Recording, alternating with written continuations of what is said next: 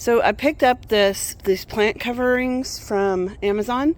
I don't have a vegetable garden or a straight flower bed or anything like that, but what I did have was these potted plants that I needed to cover. And so what I really like about this plant covering material is that it comes in one long piece. It's easy to cut.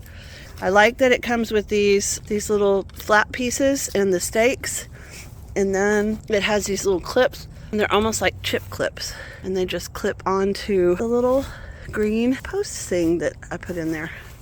So I really like these. I had 4 bougainvilleas that I had cut back, and usually I pull the pots into the garage, but when I tried to pick these up off the ground, the roots had gone through the pots and into the ground, and so I couldn't pick them up. I didn't want to pick them up. I want them to be in those spots next year.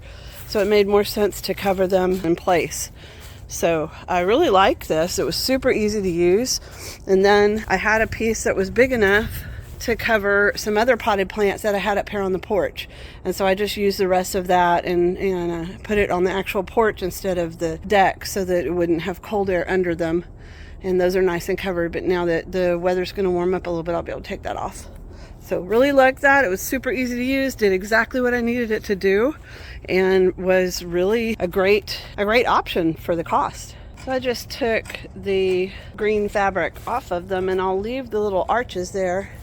So the next time we get a forecast, I mean, it's early, we're in December, and we'll typically have our freezes here in Texas happen generally in January and February. So I will put the fabric back on there when it's called for. Otherwise, I'm gonna leave these little arches.